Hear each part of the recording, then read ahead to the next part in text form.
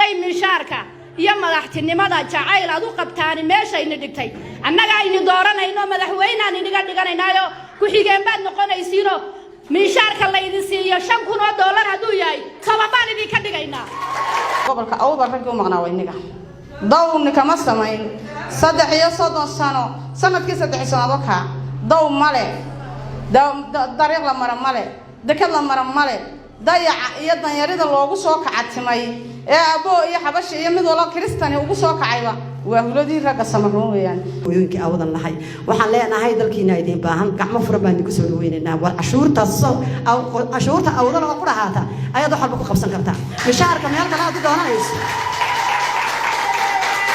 mishaarka meel kale aad ka sugayso cashuurta awdan baa kugu filan annagu hadaanu nahay ree awdal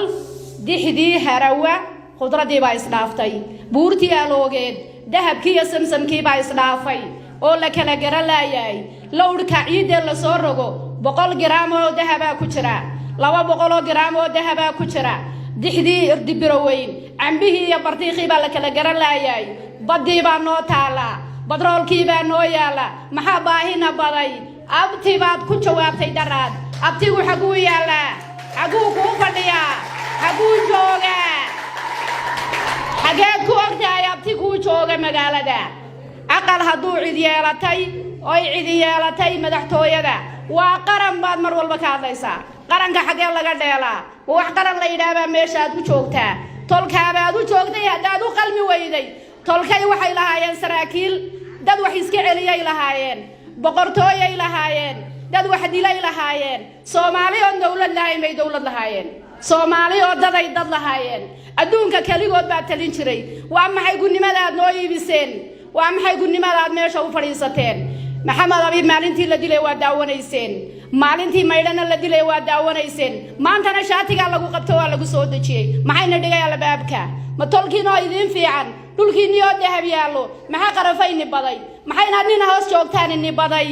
dawladda waan wada lahayn shacali baan ku dhisnay innaga taagnay gacmahaan qabsanay waanu dhiibno waxaan idhi tolkeen baatiinana maamula haddaanu qalmi weynay albaabka soo booba 24 saac gudood soo booba soo dhaafo gobolkiina inay baahan tolkiin baa inay baahan dadkiina inay baahan annagu haddaanu nahay ree awdal maal baan haysanaa magac baan haysanaa dahab baan haysanaa dhul baan haysanaa dad taariikhda gala manihin odayba wuxuu yiri maduugooba geesigu haddaan doqon yaafaynin maduugoobo geesigu haddaan doqon yaafaynin taariikhda duugaa rag baa ceeb ku daabacay maanta iniga oo samaroonaad ceeb daabacdeen iniga oo dhulka ha ku dhiman hana ku dhalan ingiriis ragii ka raraada haydeen maantana halkaasaa taagantiin war magac xumaa noo iibinine hambalyaan inileene gobolkiina ku soo dhawaada hambalyaan inileene gobolkiina ku soo dhawaada Abdurrahman madaxweyne ku xigeenka yaga Abdurrahman Saylici aniga sharaf baad iga mudan tahay soo gal gobolkaagan ku leeyahay dadka aad ogaaminayso ee aroor walba albaabka loo joogo ee baarlamaankii madaxweyne u fadhido soo dhaaf hadii lagu diiri deeqal baad leedahay qalkiina imo maxaa ka yaala argaysa maxaa ka yaala soo dhaaf waa dhaaf aniga hooya hadii la iga diido aniga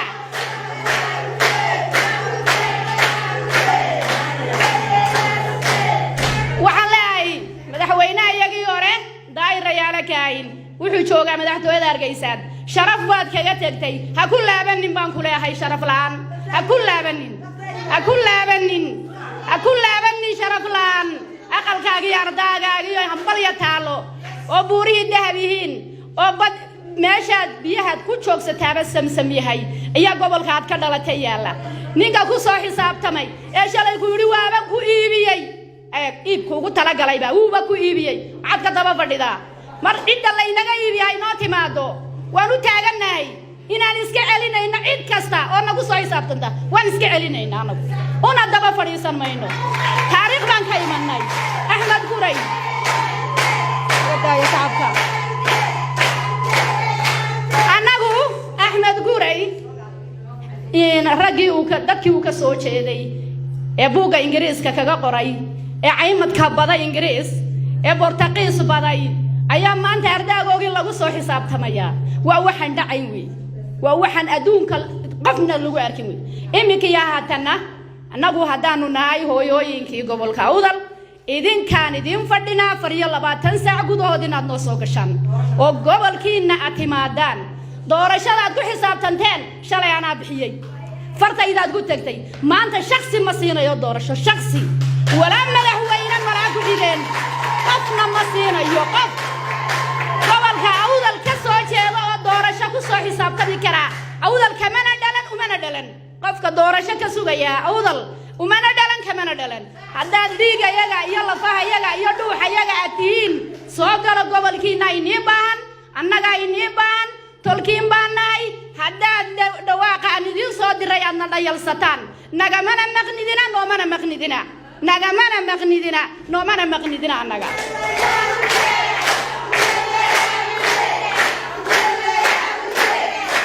maxaa keenay maalin walba inaan la yidhaahdo maydhana hus baa laga yidhi isagoo madaxtooyada hor fadhiya cidi kamay jawaabin shalkaa yar baan kuu gelini cidi kamay jawaabin soo dhaadhac maantana albaabka soo joogso noo dhaaf kuma arki karree abti baad maada abti yidhaahdaa halkay xanuunaysa intaayo maalmood ma seexan waana iima baryin in adeerkay soo dhaadhac gobolkiina kuu baahan haddaad ka maqantoo damiiraad leedahay gobolkiina kuu baahan soo gal gobolkiina kuu baahan annakaa kuu baahan cashuurta gobolka Awdal laga qaado iyo gobolka Sayla cashuurta laga qaadaa Somaliland oo dhan ku filan adigana ree Awdalana waabay laban laab hadday mishaarka iyo madaxtinimada jacayl aad u qabtaan meeshayna dhigtay annaga aynu dooranayno madaxweynaha iniga dhiganaynayo ku xigeen baad noqonaysiino mishaarka la idin siiyo $5,000 hadduu yahay sababaan idin ka dhigaynaa askariga 300 haddii la siiyo 500 baan uga dhigaynaa tolkaabaa kuu haya gobol qaniyaad ka dhalatay maxaa qarafayna baday maxaa hanjabaadina baday tolkaabaa kuu baahan diraya baaq walaalnimo waan neediraya baaq waalidnimo waan neediraya waxa weeye hooyo gobolka Awdal rag u maqnaa wayniga dawni kama samayn 30 sano sanadkii 3 sano ka daw male dariiq la mara male dekad la mara male dayaca iyo danyarida loogu soo kacatimay ee abo iyo xabash iyo mid wala Kristaani ugu soo kacayba waa huladii raga Samaroon weeyaan wiilasha Samaroon waxa leeyahay ku meel gaaban jooga iyo ku meel dheer joogaba dalkeenii maxaa ku dhacay ragaadu maqnaydeen aaway ma waxay niigu xigtay in albaabada la inaga soo bixiyo la inagu yiraahdo warda naga bax warda madaxtooyada Soomaaliland saan kuma naawadi nikuma naan ogayne hadayse guri reer noqotay de guriga qoyska loo baagala waana looga baxaa jaarnimadu martiba ay sharaf bay leedahay milgay leedahay martiba la bariyaa ana la soo bixin waraadiisa soo baxay la inaga yiri ma tiraadi ala wasahlan tiir dawladeed oo dhisan oo nabadgelyo ku wada dhisan oo walaalnimo ku wada dhisan oo aqoon ku wada dhisan ayaynu lahayn haddaad sida adeer garateen abti inaad tiraahdo ma ahayn halka abtinimadaani meel bay goysay inaad tiraahdo ma ahayn ala wasaalan inta tiraahdo boorsada soo qaadato soo dhaqaaqday hayd taasi oo dhabarka iyo xanjaadka ayaad naga jibisay waana inaga inay talaasaad yeelaysiin iminka haadana noqotay 32 sano dawga la dhisi waaye iminka maanta dhawadna caradu ka soo saartay wardaa walba u dayacnaa gobolka Awdal wuxuu leeyahay dad gobolka Awdal wuxuu leeyahay lacag gobolka Awdal wuxuu leeyahay hooyooyin marwooyina hadii rag la waayo marwooyin ma leen dhalinyaro ka hayso ina ma ah oo qulub iyo qalab ka soo qalin jabiyo xagga dambe iyo xagga waxaro wax ku qorayaan leenahay oo taageero adag leh oo wax aawiyo leh odayaashiina u baa bawdada ka jabinay nagana la ciiminaya waxa weeyaan lacag waan haysataa dalkaagu yaala arnimca taala ha u boqon hooyo ha u cadsan hooyo gaarigeerad ku xaragoonayso ma adiibsan adu ma shaqaysan farteedaad ka heshay farteeda bacadkaan ku taagnay caruurta naga qada beelaysay caruurteeda haraadaysay horumar iyo hambalyaan ku dhisaynay dawladda Soomaaliland laakiin haday dawlad qabiil noqotay dawlad midoweyday hooyo waxaan ilaahay anan hadal inii badinin gacmo furan iyo waji furan ku soo dhawaada dalkeena oo waxa weeyaan de maanta waa la hadlay oo hada markii ugu horeeyay Allah sharfay ayaa maxay idin hadlo hadalka dhameeyay anigu hadaan yar ka yar daba qaato kulay toole hadalka aan soo gaabiyo hadaan yar ka daba qaato waxaan leeyahay awlaadda anigu aan dhalay ee baar jooga madaxtooyada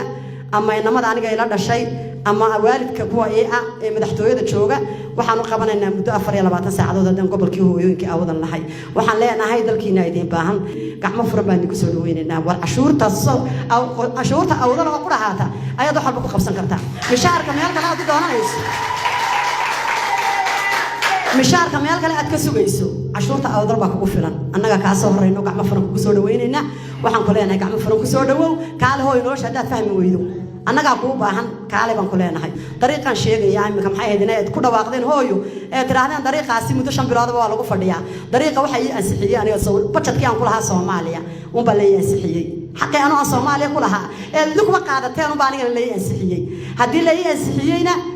مدحوينا فرماتش هي أنسحية وسير بين لما كل حلك هاي بوق الله يوصحيحي كلية حتى هذا موسى قال بخير شيء يصحي حضو أنا قاعد السنة يهو يدي غير أوضلا نقول بهالكوجوجا الله كنا بدقليو كي دبعتها يا الله كدل قاضي كي عذر قبا الله عافيه كي عدودي كجرا الله كساره هذا ويوصو تاما يوسك قالنا الله يقبطه انت بعدي waxa weeyaan gobolka awdal haduu bilaa wada yahay iyo haduu wax kale lahaynba dadkii lahaaba hakraday hadaan agranayna saaka ka haftale hadii sayr loo diiday dhismada oo cidlada lagu arkay ciidu intayna cununiyada iskale waa la dhisayaa waa la hagaajinayaa wixii cidladay moodeen maaha nin riyooday inuu seexda ka horeysa waxa weeyaan siday ku hayaan ma siday moodayaan maaha ku albaab laga soo saaray isaga u taala ka soo saarayna dawladda uu ninka ku yahay shalay halkan 6 bilood baan ku hayay Sheekh Ali halkii laga bilaabay weeyaan reeboro maqardaas qorta Soomaaliland ka lulata weeyaan sharafayda iyo kursiga ku fadhiya ka soo tuuray ka laga soo tuuray kuma u xisaabtami ka sii joogayna ka basii daran marka waxa weeyaan waan dhisaynaa hooyooyinka sharafta halka ka soo qayb galay inta joogtay inta maqan maantaan u guntanaynaa kii diidaya u dilaac kii doonaya ku soo socdawna ka had wahmideena waxaad wadaay marka waxa weeyaan inamada iyo hablaha iyo dumar oo dhan wixii haweenayo wixii dhalinyaro ah gacanta midig baan ku qabanay maanta wixii ka dambeeya wixii xunna Allah naga xijaabo Allahna xooga iyo caafimaadka noogu barakeeyo nabadgelyo Allah nagu siiyo ka halkan joogana waan iskaga filanahay anagu iyana ku soo lugin odayana niga ileeg baa miirka u soo fadhiista reer Boorama anagu caaymayna cidna waa walaalaha ka nacaayaya cidna aflagaado gudbi mayno dadku waa isku wada mid wadad wada dhashay laakiin kii soo lugeeya kan yuna been sheeg sida imika ha ka laabtaan